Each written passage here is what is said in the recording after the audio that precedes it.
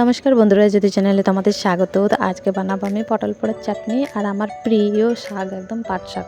তো প্রথম থেকে শেষ অবধি দেখতে থাকুন। ভালো লাগলে অবশ্যই একটা লাইক শেয়ার এবং কমেন্ট করে জানাবেন যে কেমন হয়েছে।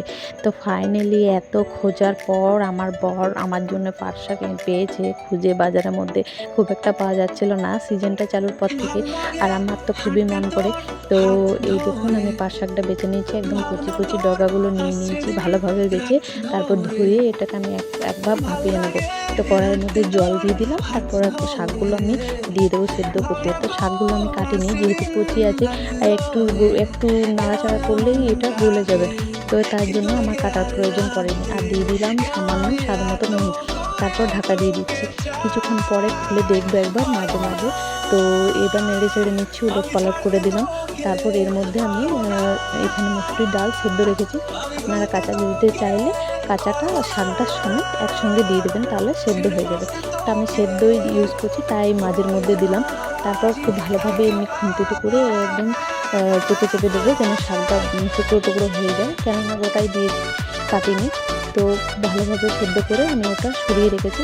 এবার সাকলানোর জন্য আমি এখানে সরষের তেল নিয়ে নিলাম, আর 2 থেকে 3টে শুকনো লঙ্কা, আর থেতো করা রসুন। থেতো করা রসুনটা ভেজে নেব। যখন খুব সুন্দর একটা গন্ধ বেরিয়ে আসবে, তখন আমি এর মধ্যে দিয়ে দেবো শাকটা। তো দেখুন একটা এত সুন্দর গন্ধ বেরিয়েছে, খুব ভালো লাগছে আমার। এখন থেকেই তো আমার খুব একটা লোভ লেগে যাচ্ছে, আমার খুবই প্রিয় এই শাকটা। তো দেখুন হয়ে গেলে তৈরি। এটা তো ফুটে উঠেছে, এবার আমি এটা গ্যাস থেকে নামিয়ে নেব। তো হয়ে গেছে রেডি। এরকম একটু ঝোল ঝোল মতোই থাকবে এটা।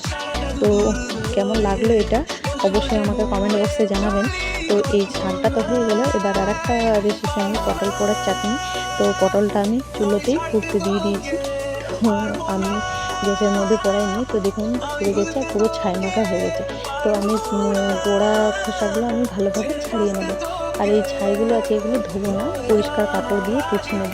তো পোছা হয়ে গেছে, আর ধুলে এই সাপটাই চলে যাবে। তো দেখুন পটল পোড়াগুলো আমি মিক্সির মধ্যে দিয়ে দিচ্ছি। আপনারা চাইলে শিলনোড়ার মধ্যে বেটে নিতে পারেন।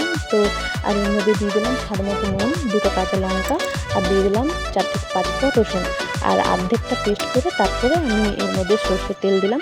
তারপর ভালো করে আরও একবার মিক্সিটা ঘুরিয়ে নিলাম। তো দেখুন হয়ে গেছে রেডি।